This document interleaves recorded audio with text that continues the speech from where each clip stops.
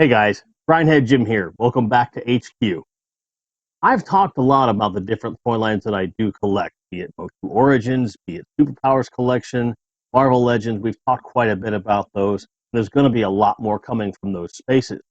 I've touched briefly on some toy lines that I'm just not going to collect, at least at this point. I've talked about it a little bit. Thing is, I haven't gone into details to why I don't collect these things, and I also haven't told you why some of that stuff is on my radar now. So we'll talk about it, along with some other toy lines from my childhood that I'm not currently collecting and where those stand as well. Check it out. Hey kid, yeah, you. Everyone thinks toys are fun, but this is a channel for adults. Yeah, I said it. If you're under the age of 18, go get your parents before you come in here. If you're under the age of 13, scram! Let's get on with the show.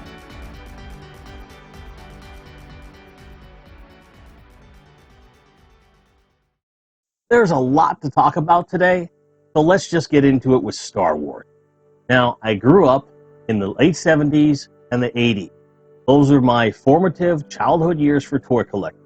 I was born the day before the first Star Wars movie came out in theater. So I have literally grown up with that property. And the fact is that as long as I can remember, there was always a Star Wars toy of some sort in my house. According to my parents, the first movie in the Star Wars trilogy that I saw was Empire Strikes Back in a drive-in as a double feature with Raiders of the Lost Ark. I vaguely remember that evening, but I just always remember Star Wars being around the house. I've had all kinds of Star Wars toys as a kid, whether it was the plastic yellow lightsaber, which is of course incorrect, whether it was my Darth Vader costume from Halloween that I wore several Halloweens in a row, or would just put on out of nowhere. No, I don't have any pictures handy. I might have some on the archive when we get that stuff out of storage. If I have anything, I will pull it out and show it to you in a future video. But I also had like Darth Vader carrier with a bunch of figures in it. All my 3 3/4 figures went in there for the most part, or at least the stuff that ended up in that place. A lot of my Flash Gordon figures ended up in there. I had the ATST. I had just a slew of figures. A lot of it was focused on Empire, with some OG Star Wars stuff in there. I had just kind of a mishmash of stuff. A lot of my friends had the different play sets that I didn't have. Some of them had vehicles that I didn't have. I didn't have an AT-AT. I was stuck with an ATST, but I was very happy to have it, though it didn't come along until Return of the Jedi for me. And I remember it being a very big part of my childhood. It wasn't something that wasn't important to me. It was, in fact, it was extremely important to me. I've always been a Star Wars fan since day one, and quite literally, if you think about it. And the toys were such an important part, I think, of anyone's childhood from that era. So this has never been about me not having high regard for those toys. I want to be clear about that up front. Now, when we move into the 90s with Power of the Force line and some other variances here and there, Power Force line, as many people have said, it just doesn't look like figures. They look all buff and everything, which was heavily influenced by the comic book culture of the time. So they were trying to compete on some level, and I didn't feel they were doing a very good job with it. So it was a complete pass for me. And I just never got back into it. And even now, looking at everything, barring these re-releases that have come out, just the toys themselves haven't been a huge appeal for me. The main reasons being cost and availability. Okay, I know myself pretty well. With Star Wars, this is something that I would want to have the majority of. I wouldn't necessarily need to have a complete collection. I'm really not a completionist in that sense for most things that I collect. Whether it be toys, film, video games, whatever. I don't need to have like this whole thing. I get in a place with film that I'll collect like a whole series of movies if the stories are interconnected, even if I maybe don't like one or two of them. That I get caught up in a little bit. That's usually not so bad. When we're talking about vintage figures, oh my goodness. it can get really nuts, as I'm sure you all well know. And so I always knew that getting a complete version of the collection that I would want would be very difficult. I had the Cloud City ship, and the canopies were always getting busted on that, but I tried to keep it together really well. That's something I would probably want almost right away, but that's hard to come by. Getting ATST in decent shape maybe isn't the hardest thing to come across, but again, getting them complete is a pain. I tend to look at Star Wars a lot with regard to the vehicles I didn't have versus the figure. Because the way I see it, the figures you will probably eventually come across in one form or another. There's multiple sources for a lot of these things, especially with reissues. I don't concern myself as much with that. And recently I've been looking more and more into collecting Star Wars again, and kind of rethinking my thought process, looking at Retro Blasting's video on the Bespin playset that's being designed as we speak. It's something where, and I talked this over with my partner. I said, would it be feasible for me to get the Bespin playset, let it grow as the design grows, get, playset appropriate vehicles, because I had a Slave 1 back in the day. I'd get another Slave 1. I would need a Millennium Falcon, of which I'm not sure which one I would decide to get, and all of the figures that inhabited Bespin for that film. You can do maybe some troop building with different Bespin security and stuff like that. That is very self-contained. It's from my favorite Star Wars film and arguably the best part of the film. So for me, it makes sense. Like, I might do that. Even though people are like, well, Jim, if you're so worried about the cost, that playset's pretty expensive by itself. Yes, but if there's a finite amount of things one would need in order to fill that space and have a great display and something to play with, there's at least a cap. There's no end in sight, as there often is with Star Wars collecting, because you'll find people that they get everything or close to everything, and they start troop building, and then they just build things out, and it gets kind of crazy. I'm not that guy either. So the thing was, if the choice is not collect Star Wars at all, or to get in on the ground floor with this really cool Bespin playset idea, build up with the figures that I really want, that fill that space, maybe create some variants of my own, because I've always kind of viewed in my head canon, if you will, just the way that my eyes saw it as a kid. His Bespin outfit is more gray than it is brown.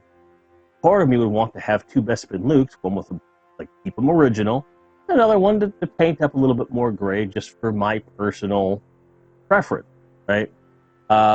Maybe customize some Darth Vaders to get something kind of cool going. But it would be something fun and relatively contained that I could then manipulate collection-wise to fit my needs and budget. That, I think, is something that is entirely doable. But then I start looking at Millennium Falcons, and there's, 3 or 4 different versions of the Falcon, depending upon the scale you're looking for. It's going to cost varying amounts of money. And it's something that alone would be the deal breaker here. In as much as I want to make sure I get the right thing, the right time, and not spend years trying to put it together. I don't have to have Empire Original or the first reissue or anything like that. I would have to figure out which Millennium Falcon I really wanted, take my time, and then go after. Same with Slave 1, same with an X-Wing fighter, and so on. So it's something that it would be a lot of research for me to start, and then a large amount of money to invest up front to make sure that everything kind of, comes together in a way that works for me. Between the fact that right now space is at a premium, there is ongoing collecting already at play for a lot of different lines. I don't see the need to buy into this now, although values always seem to be skyrocketing, and then of course there's the speculation that bubbles are going to burst, like that. But at the end of the day, I'd be willing to do it, but I have absolutely no need to create impetus to move forward now. So that's on the shelf, so to speak, right? So with Star Wars, if I was gonna, it would be a Bespin-centric collection, provided that I can get that Bespin playset once it's all finalized. It all hinges on that. And that's not placing blame on anybody. If it wasn't for that playset, I wouldn't have come up with the idea, and I certainly wouldn't be seriously considering this. So it's a really cool idea for me, and it's probably the road I would go down if that all comes to pass. But generally speaking, they're just too damned expensive. It's not practical to collect them all, no matter how much I make, which is enough. I could do it. But it's a lot of money to spend for something that I don't know I would get as much enjoyment out of other things at this time. So that's Star Wars. Now, with G.I. Joe, very similar stuff. Huge fan of it right from the get-go. Loved the cartoon show. Loved the animated movie. Had just a myriad of figures from all the different periods, different vehicles and stuff. I remember getting a Sky Striker boxed for $10 in like 89 or something. Like it was late in the game, and I was, aging out a little bit, but I could still appreciate a damn, F-14 Tomcat, right? And I took great joy in putting it together and applying decals and just having a grand old time with this thing. I never had a chance to get one when I was younger, so I was like, well, I'm 12 years old. I can still justify it. I had a great time with it. I kept it for a long time, and I was really happy with it. But now, as an adult, looking at that collection, again, it comes back to vehicles and playsets. These are the things I didn't have as many of as I would have liked. There were certain ones that I really wanted.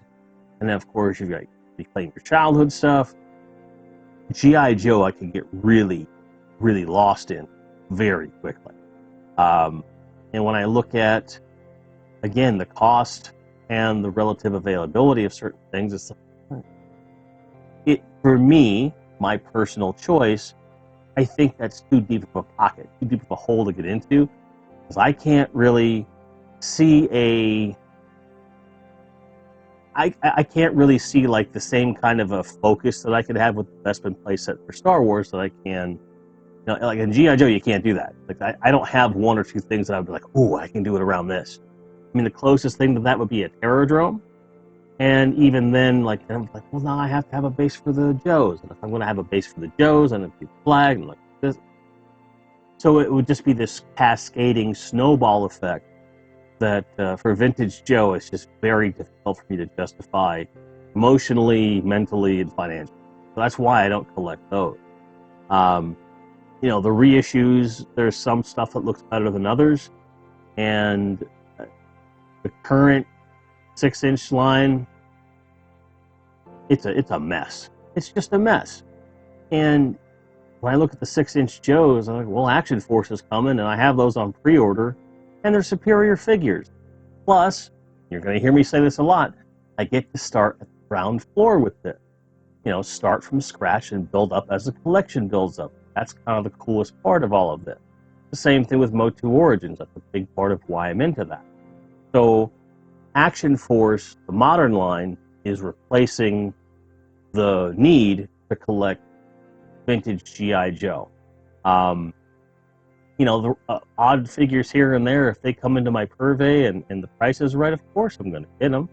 But that's such a rare thing that I don't think it's going to be something that becomes any sort of a regular thing for me unless prices go far down and it becomes a lot more feasible relative to my expectation. Transformers. I am a huge Transformers fan. Well, Jim, you're not really a Transformers fan since you don't have any of the toys. Okay, you're not wrong. But at the same time, let me tell you a story. The Transformers animated film, to me, is the best film of my childhood. And quite possibly my adulthood, to be honest. I love that movie. I own it on multiple formats. And I have multiple copies in different regions, covers, and everything. Soundtrack, same thing. Different formats and everything else. And it's nuts. It's getting a little crazy, right? I love the TV series. Finally got it on DVD a couple weeks back. I just finally bit the bullet when the price was right, and I've loved revisiting those shows. And there's a lot more depth to them than even I remember as a kid. So of course, it stands to reason. Like, well, why don't you collect the vintage toys? I will tell you, they were too expensive back then. They're too expensive now. They didn't look like the cartoon then. They don't look like the cartoon now. I don't have any reason to collect the old stuff. There's some newer stuff out there that looks great, particularly the one that's related to the anniversary of the film. Those toys look great. They seem to really fit well. They're high quality, but again, way, way too expensive. $40 for one character, $30 a character. Even at $20 per character, it's a really hard sell for me. Relative to the fact that I'm already spending similar amounts of money on the stuff I've already got in my collection. So, I will put a caveat with the Transformers stuff, talking about the modern line they've put to coincide with the films, the animated films re-release of its anniversary this year in 2021. So, if those maintain value, and by that I mean they stay at a price that they currently are, I may loop back around to that next year or something like that. But I don't see it happening for a few reasons. One, we have the Labs Unicron, which was very tempting for me last year. I wasn't even collecting toys when this thing was announced, and I wanted one. I've always wanted a Unicron. I will probably always want a Unicron. I don't come across one at a good price. Not necessarily the HasLab one, but a good, solid, movie-adjacent Unicron. And I know there's a couple out there. I've kept my eye on a few of them. But I don't know when the time's going to come that I would actually pull the trigger. But I will say that if I get a good Unicron, that might be good enough for me. But if the film-related toys stay relative to the way values tend to rise up, if the cost stays about the same, I might do a couple of them. I don't think I'd get everything, but I think I would get a few. But again, it comes down to price and availability. Distribution on the newer stuff is horrible, and finding old stuff's hard enough as it is, but that's too expensive. And like I said, they don't look like the shows. So it's a little bit different, where the old stuff didn't look like the toys, and I thought they were too expensive then, even though I had a bunch of them. And the newer ones are still too expensive, but at least this time they look like the show. So it's a bit of a toss-up, and I think there's a handful that would really be cool, but it's not something I'm going to be pursuing anytime in the foreseeable future, at least a year from now. I might start looking. Just not something that's going to happen. So I mentioned Motu Origins when I was talking about the Transformers, and that brings the question, well, do you collect vintage Motu? The answer is mostly not. Let me explain.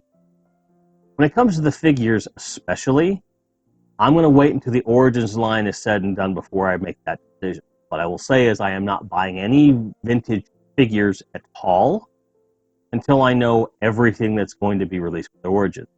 We don't have a definitive end date on this yet. We don't know what's coming out for sure.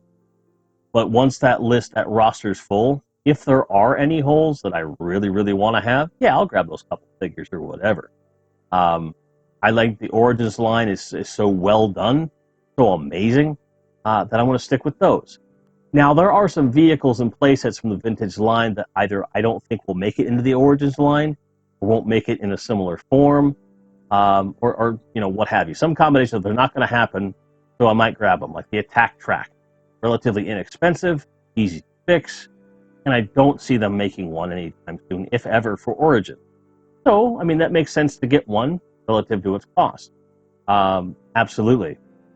Snake Mountain, I've discussed it several times on different live shows. I think it's going to happen, but I don't know for sure. So I might just get a Snake Mountain shell, just a shell. Nothing in it, nothing crazy, just a shell, to put next to the Origins Grayskull if it ever gets here. But I still want them to display together. The She-Ra Princess Power Crystal, I forget, I think it's called the Crystal Castle or something. I think that's it. That is a pretty cool playset that I would keep my eye out for. That'd be something fun to have. And some of those figures, might make it too, for the simple fact that, again, everything's in scale, that all works together, so it should be cool. It'd be fun, right? I don't know what characters are coming over. I don't think we're going to get the full line by any stretch of the imagination, which is a shame in Origins, but I think that we might get a couple. So I'm holding off on that right now. But I can say that if there's certain characters we don't get, the She-Ra line in Origins, like, I might be willing to go back and get a couple of those. Granted, I'm very grateful we have a very well-represented Hordak, got a very well-represented Horde Troopers and stuff. I'm going to stick with those. And then as time goes on, we might see where we're at. Whether or not Rizlor becomes available, I don't know. We'll see. But when it comes to some of the vehicles, I think it would be smart to grab some vintage stuff. Fingers are crossed on Point Dread for Origins, but I don't know. We'll see.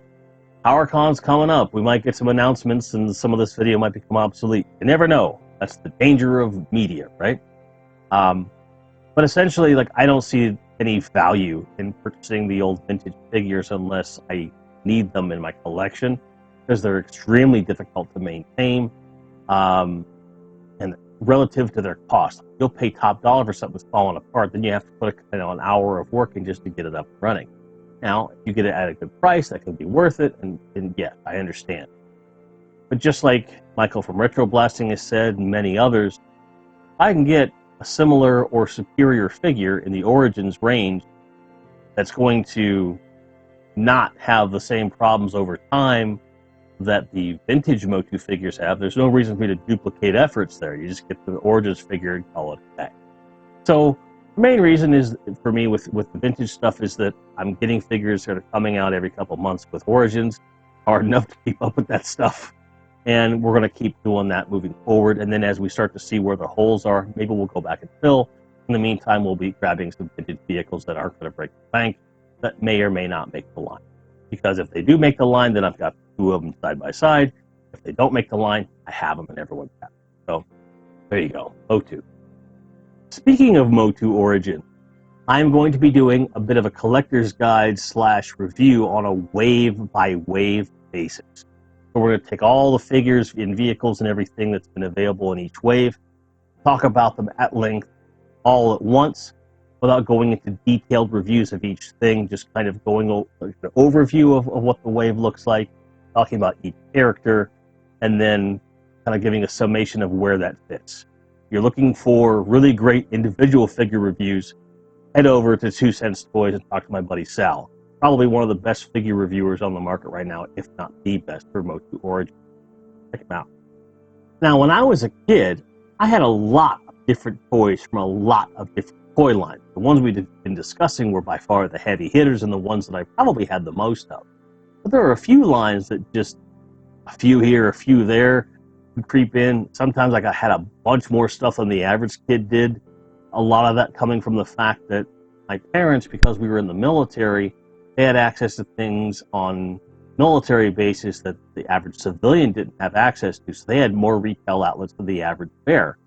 Plus the fact that we had family all over the country, so they could search in the different places for stuff too. And I was always amazed at how good my parents were at finding stuff at retail, back in the 80s and so forth. Even into the 90s, when I got more into video games, like, they would find stuff nobody could find, and it was always really impressive. And generally speaking, my folks were good at hunting for bargains too. So if I wanted something, it might take a while. They would wait to see if things would go on clearance, and they would go nab everything up. And that never bothered me. It may take me longer to get them, but I got them. A great example of this was Starriers. Starriers, if you don't know, were these wind-up plastic robots that had exchangeable parts and had, specific personalities. They had these big comics that went with them. I loved the whole line. I was a Slaughter Steelgrave mark from the beginning. This guy's amazing. He's got the I used to always imagine in my head that blade was a gun, but then I ended up having to get the hero figure, and that was even better. But I had a bunch of them. I had basically all of your main 6 figures and a couple other things.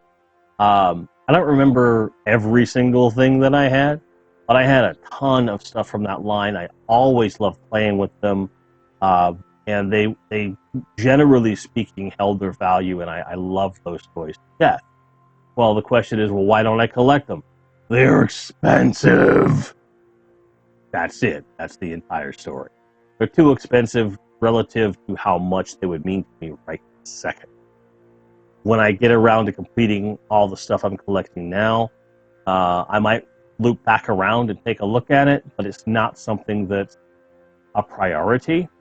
But I have looked into it, I've considered it, and if Matt Swafford is watching from Reclaimers Vintage, he almost got me a couple weeks ago. He almost got me. He listed a bunch of them, and they were in excellent shape, and the price was not bad relative to what you normally see. I almost pulled the trigger. Almost. Maybe you'll get me one of these days, pal, but not that time. Not that time. So, but yeah, Storiers are great, and I would love to come around to them when the opportunity arises. I was a huge fan of Air Raiders when they came out. I had forgotten about them until a few weeks ago, but I loved them so much. I had a bunch of it. And the cost on those is relatively low. So it is something I'm considering. I'm going to wait a little bit until some of the dust settles between a lot of these pre-orders that I've got coming from Marvel Legends and O2 Origins and Action Force. Like, that's a lot of financial commitment that I'm waiting on to hit, right? So I want to wait till all that dust settles, and then once everything's kind of like under control, so to speak, at that point I might start looking into the Air Raiders, because they're a pretty solid investment. They don't take up a lot of space, they look really cool, and you can troop build for next to no money, which is pretty neat. Although not the last toy line that I could possibly bring up right now, and some of you have heard me talk about other ones in the past, like Mask and Sky Commanders and stuff like that. The last one I'm going to talk about today is Centurion. I had a ton of Centurions when I was a kid. I had all the figures. I do mean all of them. I had all of the armor kits, and I do mean all of them. Played with them a lot. But I'll tell you, I had some bad experiences with them Centurions. They were fragile, they broke a lot. But they were still fun, you know. But my experience with them being as brittle as they were, combined with the price that they're fetching now, and the fact that they're not really compatible with anything else, and they would just kind of sit there, I can't justify it. I'm kind of in the same space with a Mask or a Sky Commander kind of thing, but those I haven't completely shut the door on just yet. Mask would be a pretty slippery slope, you know, and Sky Commanders wouldn't be too bad. But the thing is with Sky Commanders, you have to have them in a place where you can set them up and they're doing their thing and all this stuff. And unless I had a display that could really show that off, what's the point, really? So it's kind of a practical collection thing. Like, if I'm not actively playing with these toys in the way that one normally does, you know, with this particular toy line, that's a problem. Because otherwise they're just sitting there going, yep, got the cable ready to go. They just sit there, doing nothing.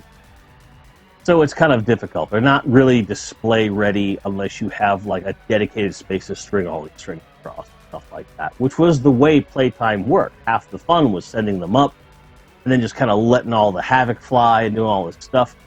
But then getting in or out of that room at that point was, you know, an exercise in futility. Like, there was no way. You're in the play area until you start taking stuff down, right? So great toy line, love them to death, but not really practical for like. I just looked over at the recording, and we are at least 10 minutes longer than I expected to have this go so far. So I'm going to stop there. I'm going to stop there. There's always more to talk about.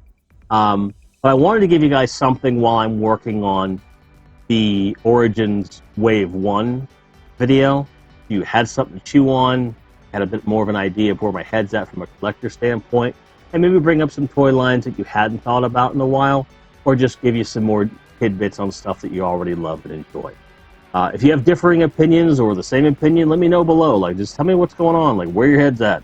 Because I like having discussions with you guys, and you've been so welcoming to me in this space, and I thank you for it. But I hope that you enjoyed this, and I hope all of your grinds will be merry. You'll see a video coming out from me really, really soon. Thank you so much, and take care.